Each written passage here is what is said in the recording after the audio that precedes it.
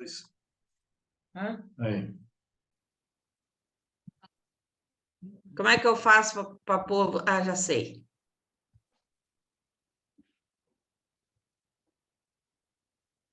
Já coloquei. Pronto. Eu pedi que vocês lessem, né, o texto de Gálatas, capítulo 4. Então, desde a semana passada, eu já tinha preparado o estudo, mas como eu falei, na quinta-feira eu não estava bem, e aí achei melhor adiar. Então, hoje nós vamos pegar uma parte de Gálatas, como sempre, né? É um texto grande, então não dá para a gente ler tudo, mas eu espero que vocês tenham lido em casa, e assim, se tiverem perguntas, vocês podem fazer. Nem sempre é um texto fácil. Eu comecei a estudar Gálatas depois que eu propus para vocês, quase que eu desisti, viu? Porque é um texto bastante difícil. Eu vou ler Gálatas 4, a partir do versículo 8 até o 20. A preocupação de Paulo pelos Gálatas. No passado, vocês não conheciam a Deus, e por isso eram escravos de deuses, que de fato não são deuses.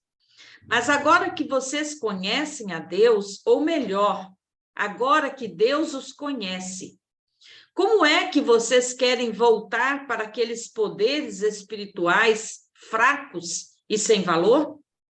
Por que querem se tornar escravos deles outra vez? Por que dão tanta importância a certos dias, meses, estações e anos? Estou muito preocupado com vocês. Será que todo o trabalho que tive com vocês não valeu nada? Meus irmãos, peço que sejam como eu. Afinal, eu sou como vocês, e vocês não me ofenderam em nada. Lembram por que foi que lhes anunciei pela primeira vez o Evangelho? Foi porque eu estava doente, mas vocês não me desprezaram, nem me rejeitaram. Embora o meu estado de saúde fosse uma dura prova para vocês. Pelo contrário, vocês me receberam como se eu fosse um anjo de Deus, ou mesmo como se eu fosse Cristo Jesus. E como vocês estavam felizes?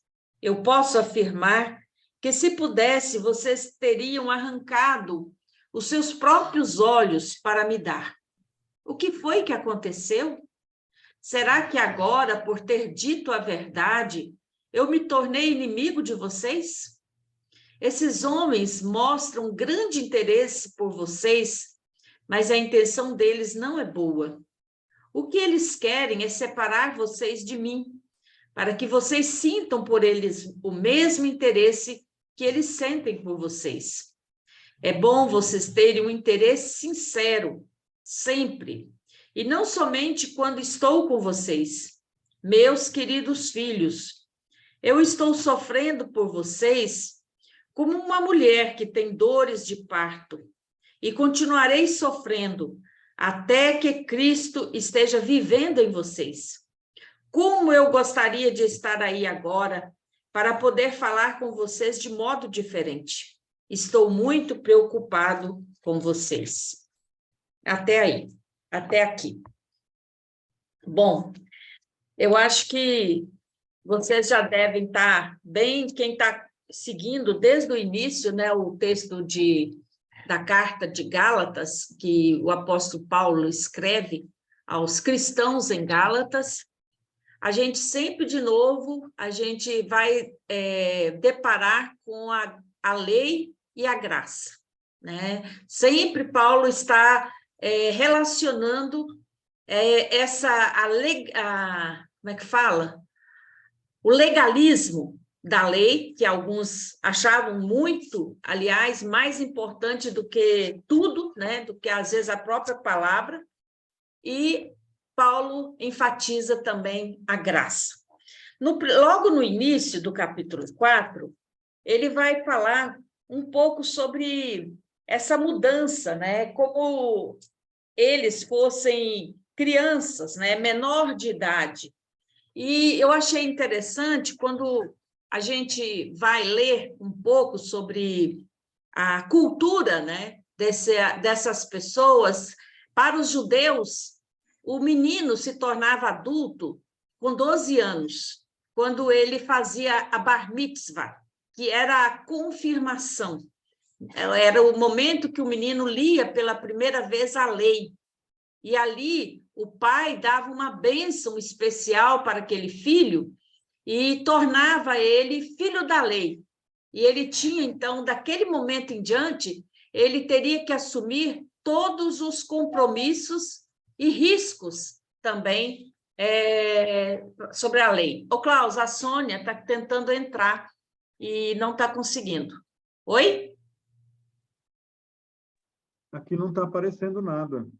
Pois é, deixa eu ver aqui. Acolhe ela aí. Eu não tô, ela só mandou aqui, né? Mas eu não consigo ver ela. No meu também não. Ela está tentando, mas manda no particular dela o link. Bom, então, como eu estava dizendo, para os judeus, a infância era de uma forma. Para os gregos, era de outra forma, né? Para os gregos, os meninos, a infância ia dos 7 aos 18 anos, sendo que 2 anos o filho servia ao Estado. E então era quando ele entrava na idade, né, de ele deixar a idade de menino, ele então cortava o seu cabelo, né, e oferecia a um deus. E ali era feito um ritual de passagem. E o que eu queria mostrar para vocês, né, que na nossa vida sempre temos muitos rituais de passagem, né? A gente sabe disso, e na vida do povo também era assim, os rituais de passagem. Hoje, se a gente pensa, né, quando uma criança nasce, tem também os rituais, o ritual do batismo, né, o ritual da confirmação, o ritual do casamento, depois quando a pessoa morre, o ritual também do ofício fúnebre. E na vida também secular, tem também a questão da criança quando desmama, né? É uma passagem. Quando tira a fralda, quando a criança vira adolescente, a puberdade, depois a vida de jovem, adulto, a velhice, a terceira idade, então, tudo são rituais de passagem. Mas aí Paulo continua falando sobre como a preocupação que ele estava com os Gálatas, né? Está mostrando que na nossa vida espiritual nós também temos esse ritual de passagem, porque quando a gente conhece a palavra de Deus pela primeira vez, então a gente ainda o Paulo falava um neófito. Neófito é um jovem, né? Uma pessoa nova que está aprendendo. E depois, à medida que a gente vai crescendo, a gente vai adquirindo o quê? A maturidade cristã, dentro de uma igreja, dentro de um crescimento da palavra de Deus. E aí, Paulo, então, ele vai falar nesse texto sobre a tirania da lei e que Cristo veio para libertar dessa tirania. E ele mostra, deixa eu admitir aqui a Regina, ele mostra que aquelas pessoas que já foram libertas da lei e receberam Jesus são uma pessoa que experimenta a liberdade, experimenta uma forma diferente de ver a palavra de Deus. Mas ele fala daqueles que são escravos, aqueles que são escravos da lei, que a lei passa a ter mais importância na vida dela do que tudo. Aí Paulo fala assim que nós não podemos mais nos tornar escravos dessa lei. Eu queria mostrar, contar um exemplo para vocês. Boa noite, Regina. Um porco, né? Imagina vocês, num chiqueiro, você tem a pessoa que mora na roça, cria vários porcos. Imagina você de pegar um porco daquele que está acostumado a ter ali uma lama, num calor danado, ele sempre vai lá na lama para se refrescar. Experimenta dar um banho no porco, lavar ele todo bonitinho, passar perfume. Na hora que ele tiver vontade, ele vai olhar aquela lama, né, no calor do dia, o que ele vai fazer? Ele vai retornar à lama. Por quê? Porque é da natureza do porco. É da natureza do porco. Não adianta você enfeitá-lo se a natureza dele não é de ficar limpo, né? É dele voltar ali na lama e se lambrecar todo. E aqui a gente entende que algo precisa ser mudado aonde? Para nós podermos ter uma mudança. Precisa mudar a nossa natureza. E aí eu lembro algo que vocês conhecem muito bem, que é a história do povo no deserto.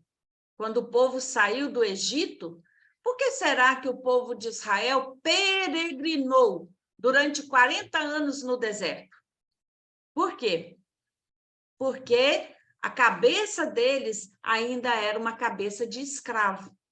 Eles ainda não tinham entendido para a liberdade que eles estavam sendo conduzidos, para uma terra onde mana leite e mel.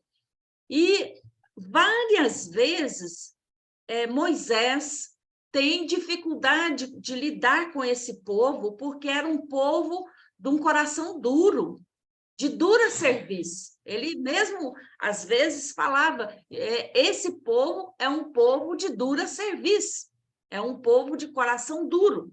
Por isso, Deus deu os mandamentos, as leis, para conduzir esse povo. E quase poucas, né, pessoas de toda aquela geração que saiu do Egito, poucos chegaram na terra prometida. Eles peregrinaram durante 40 anos para poder mudar a cabeça de escravo para tornar-se a cabeça de alguém livre, né? Livre para desfrutar daquilo que Deus estava prometendo para eles, que é a terra que mana leite e mel. Bom, entrando nos versículos que nós falamos e lemos para vocês, do 8 em diante, Paulo, então, escreve aos Gálatas, dizendo: vocês experimentaram a liberdade, a graça oferecida por Cristo, e, novamente, vocês querem voltar aos rudimentos da lei? Como? Como alguém que experimentou algo tão diferente, tão libertador, pode trocar por algo que escraviza? A gente, às vezes, se pergunta, né? Como pode acontecer isso? E, para Paulo, a lei existia até a época de chegar à plenitude dos tempos, que era a vinda de Jesus. E essa plenitude chegou através de Jesus.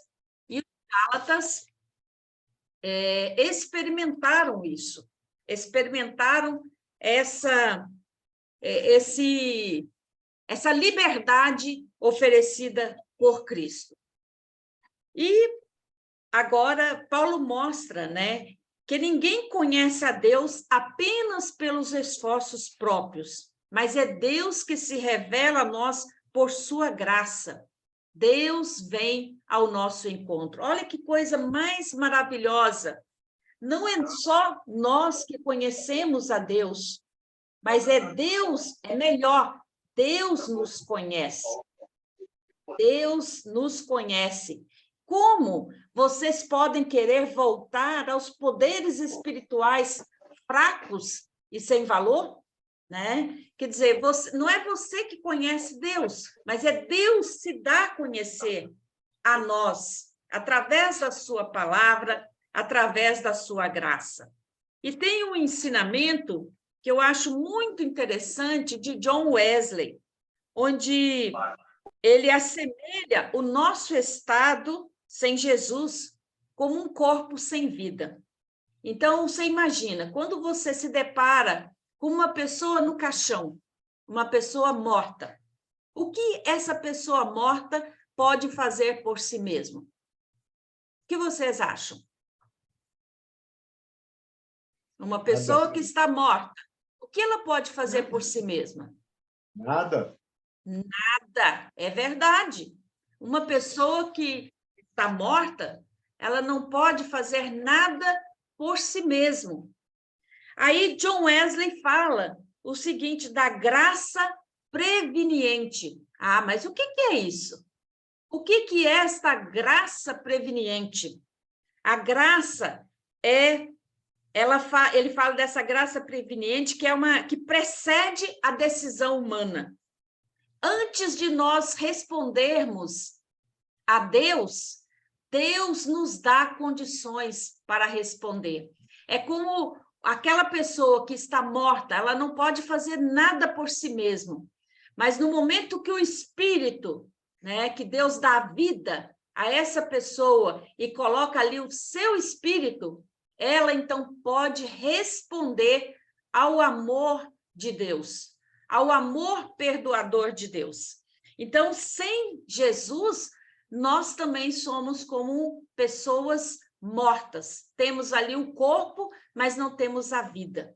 E o Espírito de Deus é a vida, né? É a vida e é Ele que nos dá condições de responder ao apelo do Evangelho. Por isso, Wesley fala dessa graça preveniente, que é uma graça que vem antes de você responder. Vocês estão me entendendo? Para você responder ao amor de Deus, você tem que ser alcançado por Ele. Ele te dá condições para você responder. Então, o defunto, ele não pode fazer nada por si mesmo. Então, Deus nos alcança com sua graça, nos dando o Espírito e a vida. E quando nós recebemos essa graça, somos impulsionados para decidir aceitar a graça ou rejeitá-la. Quer dizer, até para a gente, nós recebemos de Deus o livre-arbítrio, a decisão. Ou a gente aceita a graça de Deus sobre nós, ou a gente rejeita. Nós temos essa liberdade, que John Wesley chama de livre-arbítrio. Todos nós temos o livre-arbítrio, a livre escolha, aceitar ou rejeitar. Mas até mesmo para a gente aceitar ou rejeitar, Deus vem a nós em primeiro lugar. Não somos nós que vamos em primeiro lugar a Deus, é Deus que vem a nós em primeiro lugar através do seu Espírito. Então, Paulo começa a dizer que essa graça, então, ela nos alcança primeiro. E ele mostra que diante da lei, a lei é fraca e impotente. Porém, a graça não. A lei, ela aponta os erros, mas não o perdão. A lei pode diagnosticar a enfermidade, a situação, mas não pode curá-la. Como eu disse na semana passada, para cada nova situação, o ser humano precisa de uma nova lei. Vamos pensar aqui no Brasil. Quais são as novas leis que nós conhecemos? Alguém poderia citar alguma? Que foi criada devido a demandas que ocorrem na sociedade. Vamos lá. Ninguém lembra? Nem meu marido? A Lei Maria da Penha. Isso, Regina, muito bem. É a primeira que eu coloquei aqui. Então, a Regina falou, a Lei Maria da Penha. Por que foi criada a Lei Maria da Penha? Por conta do feminicídio, né, alto entre as mulheres. E não tinha uma lei que protegesse as mulheres. Então, foi criado a Lei Maria da Penha. Hoje tem lei, né? Embora muitas vezes podem não ser cumpridas, mas existe uma lei. Outra lei que também a gente conhece que não tem tanto tempo. A lei contra o racismo, né? Contra a pedofilia, contra a homofobia, né? Crimes na internet. Olha, há anos atrás isso nem existia. Então, a cada novos problemas que surgem na sociedade, precisam ser criadas novas leis. Por quê? Porque a lei não dá conta, gente. A lei por si só não dá conta de tudo. Por isso, a graça é maior do que a lei. Porque a graça ilumina os porões da nossa vida. Em qualquer situação, ela é maior. Ela é soberana. Bom, a graça, então, é suficiente para todas as coisas. E não há situação na nossa vida que não possa ser iluminada pela graça de Deus. Então, os judeus, eles tinham observância especial aos dias e estações, como aos sábados, as luas novas, festas, como Pentecostes, Páscoa, festa dos tabernáculos, os anos sabáticos. E para eles, esses dias eram o quê? Dias sagrados. Nesse dia, eles jejuavam, eles cumpriam as leis. Mas e nos outros dias? Os dias que eram profanos? Aí eles oprimiam, massacravam o pobre, distorcia a justiça, entendeu?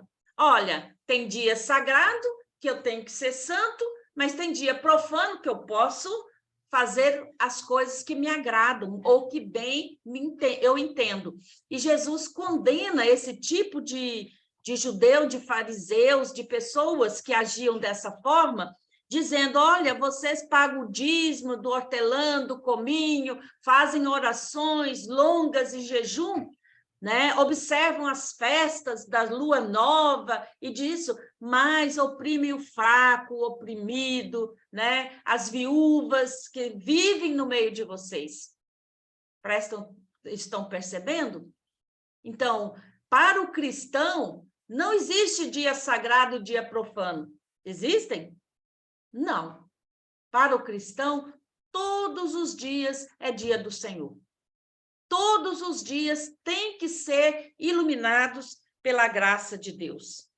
Nos dias sagrados, não adianta cumprirmos uma tradição e esquecer dos mais pequenos, dos aflitos, né? Das viúvas, dos órfãos, né? E Jesus critica esse tipo de religião legalista, que exploravam as viúvas e os pobres e os órfãos. Jesus apresenta uma outra religião. Qual é? Uma profética. Para o cristão, não pode ter dia sagrado e dia profano, pois todos os dias é dia do Senhor. E Cristo veio para libertar, aqui Paulo está dizendo, para libertar os Gálatas da tirania da lei. Como eles, após terem experimentado esta graça de Cristo, podem estarem retrocedendo a uma vida antiga que eles levavam? É isso que Paulo está... com essas palavras, ele vai orientando e, às vezes, puxando um pouco a orelha desses cristãos da Galácia. E Paulo, então, ele vai começar a falar da sua experiência pessoal quando ele foi a primeira vez na Galácia. Paulo fala que ele mesmo, sendo judeu, segundo a tradição, ele abandonou o legalismo e a sua tradição para viver as novidades por ele pregada, que eram as novidades do Evangelho. E ele pede que os cristãos em Gálatas ajam da mesma forma como ele.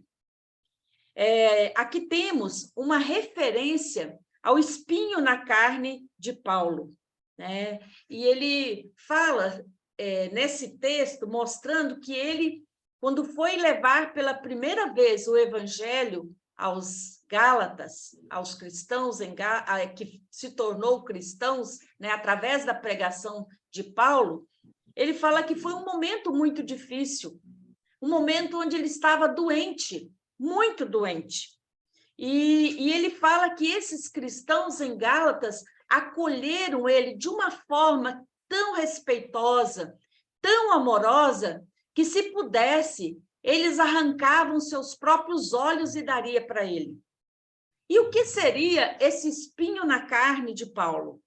Olha, quando nós estudamos o livro de Atos dos Apóstolos, nós falamos um pouco sobre isso, que esse espinho na carne poderia ser um dos problemas que Paulo teve, que ele tenha contraído uma malária lá nessa região onde ele passou, uma região muito difícil, onde o próprio Marcos e Barnabé, que estavam com eles, o Marcos, quando chegou num certo lugar da viagem missionária, ele desistiu de ir porque era um lugar muito perigoso, onde se pegava doenças tropicais, e uma dessas doenças era a malária, e esse tipo de malária dava uma dor de cabeça tão forte que os olhos atacavam os olhos, e era como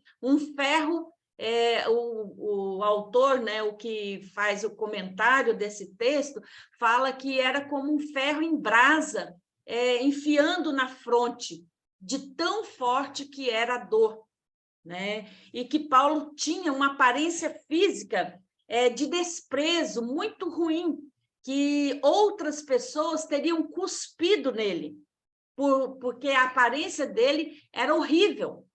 E ele fala que esses irmãos não desprezaram, mas que esses irmãos amaram ele, cuidaram dele, e foi na doença, né, em momento de muita dor, que ele semeou ali a palavra de Deus, o evangelho. E outros dizem que também que esse espinho na carne poderia ser do encontro dele com Jesus no caminho de Damasco, aquela luz, né, gloriosa, forte, que apareceu no caminho de Damasco, podia ter cegado Paulo. Ele ficou 3 dias cego, né? Só depois ele voltou a enxergar quando Ananias orou sobre ele. Então, alguns comentaristas também dizem que pode ser que dali ele tenha ficado com um problema nas suas vistas. Bom, o certo é que Paulo, ele fala que ali ele recebeu muito amor. E ali ele conseguiu pregar o evangelho e construir ali uma comunidade de fé. E ele recebeu o amor, o respeito e o cuidado desses irmãos, que não demonstraram por ele desprezo, e sim demonstraram acolhimento e amor. Esta passagem apresenta esse problema como um problema que surgiu na vida de Paulo, que foi a sua doença, que ele teve que conviver no seu ministério. Tanto é que ele fala que 3 vezes ele pediu a Deus que afastasse esse espinho da carne. Porém, a resposta de Deus foi? Qual foi? Alguém sabe? Qual foi a resposta de Deus? De Jesus para Paulo? A minha graça te basta. Veja só, 3 vezes ele orou a Deus pedindo que afastasse esse espinho da carne, mas Deus respondeu: a minha graça te basta. E ainda continua, porque o poder de Deus se aperfeiçoa na fraqueza. Porque o poder de Deus se aperfeiçoa na fraqueza. Porque quando eu estou fraco, aí que eu estou forte. Quando nós estamos lá no chão, nós só temos um único olhar de alguém que a gente pode pedir socorro, é Deus. Onde nós nos colocamos inteiramente na nossa fraqueza, nas mãos de Deus, sabendo que só dele vem o nosso socorro, vem a nossa saída, a nossa vitória, somente Deus. E Paulo, eu acho que nesses momentos de fraqueza, de dor, de sofrimento, ele experimentou de uma maneira tremenda o poder de Deus na sua vida, fazendo com que as palavras dele fossem palavras de poder, de amor, de ousadia na pregação do Evangelho. Bom, isso, gente, a gente falando um pouco sobre as dores do apóstolo, e aí ele continua dizendo, olha, quando eu levei o Evangelho aí, foi em meio a dores, mas hoje, olha só, Paulo está longe, e possivelmente na prisão, e ele escreve, então, para os cristãos em Gálatas, dizendo que ele estava sofrendo muito. Por que ele estava sofrendo? Como uma mulher que estava prestes a dar à luz, onde você tem uma dor insuportável, e Paulo está dizendo, eu estou como esta mulher, prestes a dar à luz. Parece que eu vou ter que, de novo, passar por tudo isso. Já não basta o sofrimento que eu tive quando eu estava com vocês para pregar o Evangelho, agora eu estou sofrendo tudo de novo. Será que Cristo não está em vocês como um embrião? O que é um embrião, gente? É algo pequeno. E para esse embrião crescer e nascer, né, ele precisa ter um cuidado especial para que a pessoa não aborte ele, né? Então, Paulo está dizendo, olha, o embrião do Evangelho está em vocês. Vocês já receberam. Só que tem pessoas que estão aproximando de vocês e estão querendo dar a vocês outro evangelho que não é o evangelho de Cristo Jesus. Querem que vocês voltem à escravidão e à tirania da lei, mas vocês já experimentaram a graça de Deus, a liberdade de viver em graça, e vocês querem voltar para o regime da escravidão? É isso que Paulo está perguntando. E ele está dizendo que o embrião está lá. Então, não é possível que eu tenha que sofrer tudo isso de novo. E aí, gente, eu trago para nós pensarmos, por que será que a Igreja de Cristo dá tantos retrocessos? Isso no passado e hoje no presente. Na época de Paulo, mesmo as pessoas estando no auge e sabendo o valor do Evangelho, da graça de Deus libertadora na vida deles, eles tiveram retrocessos. Mas tanto no passado como hoje, o inimigo de nossas almas ruge como leão, tentando devorar a todos, jogando uns contra os outros. Essa é a tarefa de Satanás: destruir, matar, roubar e disseminar o estrago na vida de nós como cristãos. Uma simples palavra pode ser entendida de várias maneiras. E quando vemos, se não buscarmos a direção de Deus, também nós somos atingidos. E quantas vezes Paulo foi atingido também por murmurações, também por situações que ele tinha pregado e que outras pessoas o julgavam como traidor da lei. Relações se desfazem, casamentos se desfazem. E Paulo, ele fala a esses Gálatas, não com palavras amargas, mas com amor. Sussurra, né, com ternura a esses cristãos de Gálatas que estavam desviando do verdadeiro evangelho.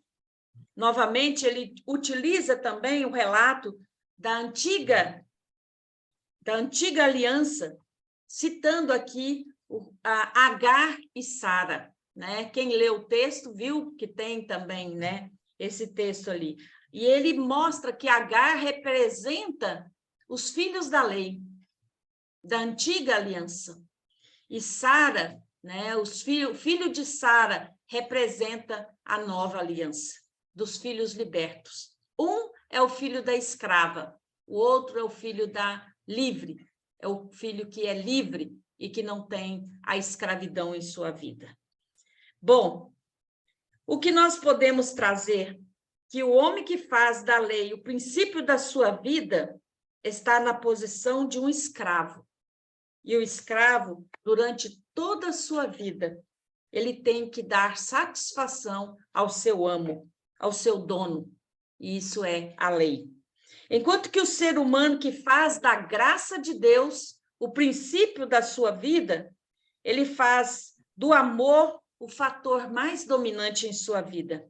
É um ser humano livre, porque, como disse, né, um grande santo, né, que o cristão ama a Deus e faça o que quiser. Eu não sei quem diz isso, mas tem aqui uma fala de um grande homem que fala isso. Ama a Deus e faça o que quiser. Quando nós amamos a Deus, nós também olhamos para o nosso irmão, para a nossa irmã. E esse poder, né, do amor de Deus revelado na nossa vida, nós também conseguimos ir ao encontro da outra pessoa. O amor é mais poderoso do que a lei. E aí nós precisamos deixar de fora, e que Paulo está mostrando, que tem que deixar de fora as preocupações com as picuinhas da lei e não esquecer o que é essencial. O que é essencial? É o amor, é a graça de Deus. E a graça de Deus, ela ilumina os porões mais escuros da nossa vida.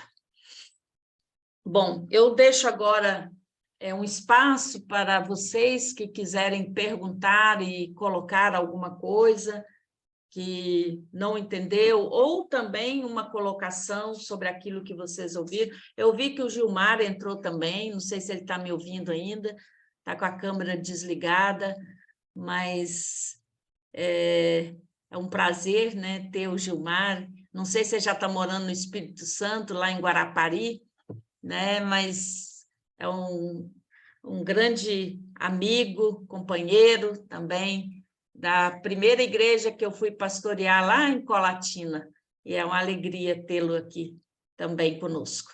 Alguém gostaria de falar alguma coisa?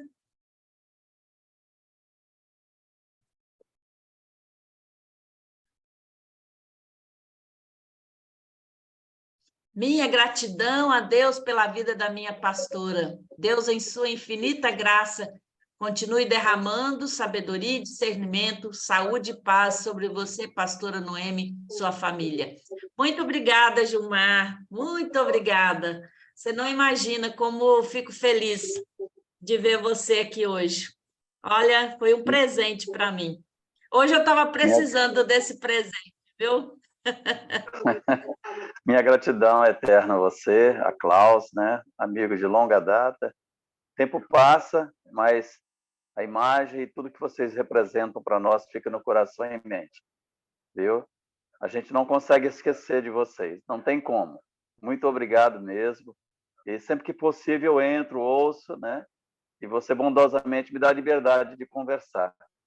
Um abraço aos irmãos e irmãs. Muito obrigada. Fico feliz que a coerência da sua palavra, desde quando nós nos conhecemos, cristocêntrica, né, apontando sempre a liberdade em Cristo Jesus, visando a eternidade. Obrigado, Noemi. Amém. Cláudio, um abraço, querido. Saudade de você, tempo que eu não ouvia. Né? Pois é. Nossa, quanto tempo, viu? Você já está em Guarapari? Sim, estamos morando aqui cerca de 1 ano. E agora está conosco também mãe da Nádia, né, com 93 para 94 anos. Estamos cuidando dela aqui. Manda o nosso abraço, viu, Gilmar? Obrigado e, quando possível, venha nos visitar. Nossa casa continua aberta a vocês. Muito obrigada mesmo. Valeu Deus demais. abençoe. Deus abençoe também. Muito obrigada. Amém. Alguém gostaria de fazer alguma pergunta, alguma colocação?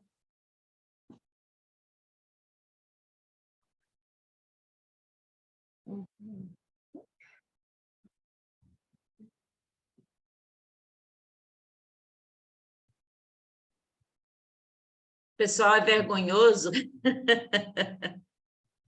Não, é que fica bem esclarecido. Está esclarecido? Ah, então tá bom aí. Que bom, Bom, que bom.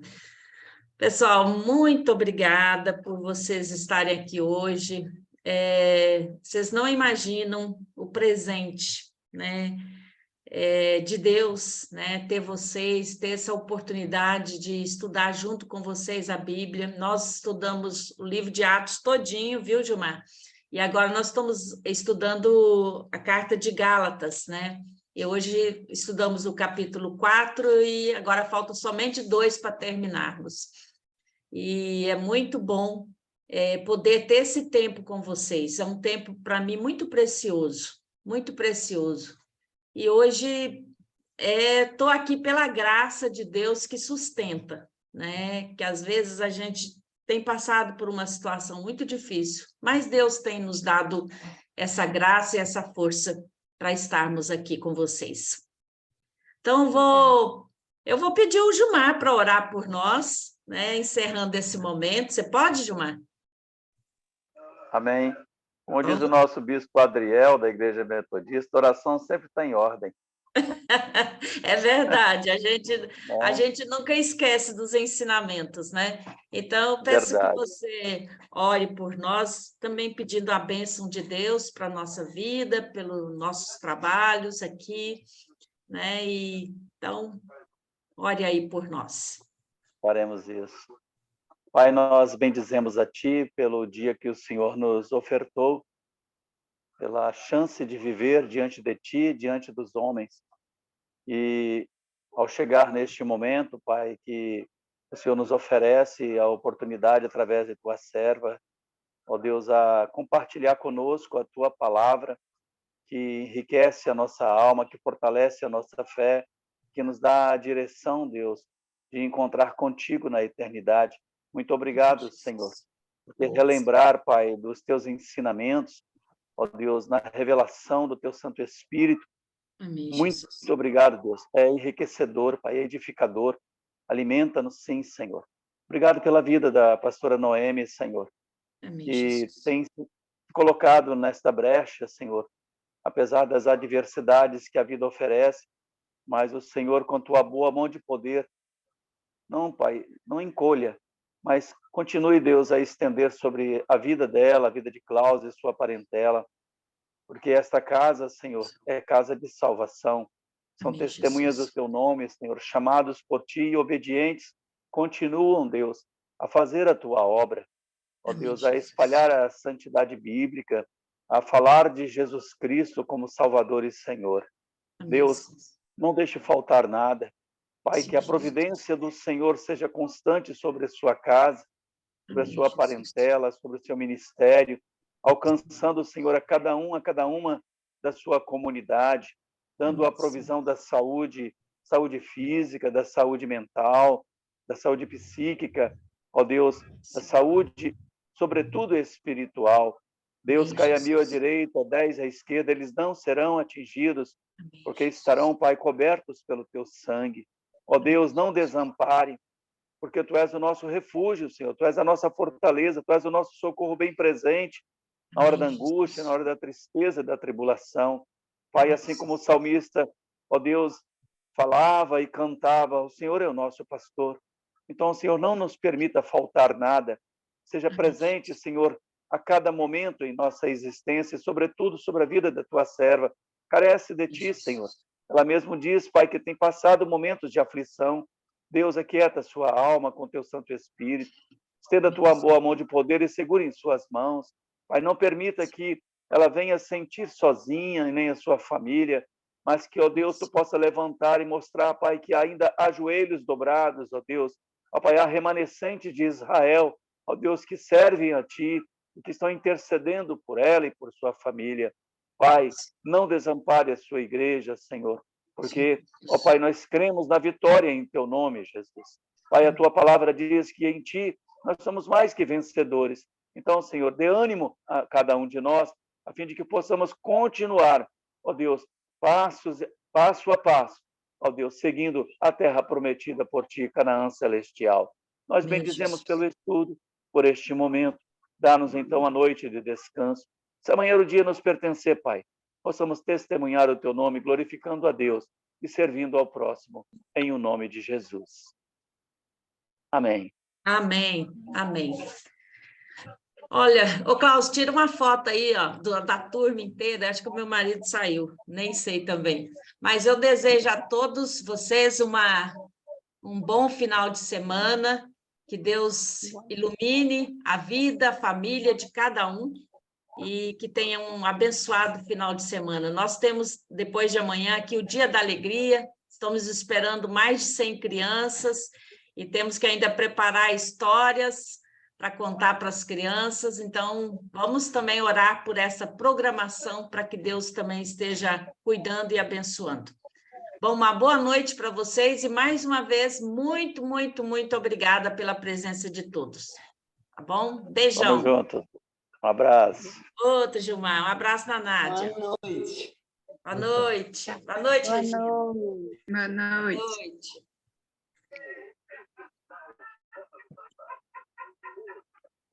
Mandou um abraço para você, viu, Nádia? Ah, obrigada, Saudade. Gilmar. Um abraço para você, Noemi. Fica na paz. Muito obrigada, Gilmar. E daqui a pouco eu coloco a fotografia no grupo. Tá joia. Tá joia. Obrigada. Estou morando em Guarapari, viu? Ah, que ótimo. Tá Vamos ver naquela mesma casa que você ficou aquela vez, tá bom? Pode deixar que nós vamos pensar nisso, de quem sabe um Venha dia mesmo. te visitar, viu? Venha mesmo, será um prazer, viu? Abraço. Outra. Tchau. Pessoal da noite, pastora. Boa noite, seu Maurício. Obrigada. O senhor é a dona Hildegard. Um abraço. Abraço, Magda. Abraço, Cristina. Abraço aí para todos.